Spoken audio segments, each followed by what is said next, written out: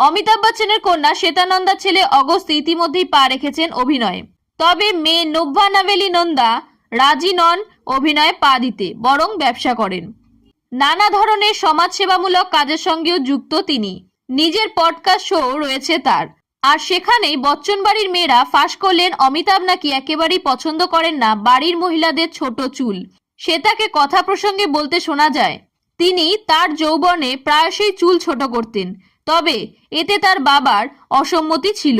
সে তার বিবৃতি নিশ্চিত করে নভ্যা চিৎকার করে বলে ওঠেন সে এটাকে ঘৃণা করে। এমনকি যখন আমি আমার চুল কাটতাম সবসময় বলতেন তুমি এটা কেন করলে।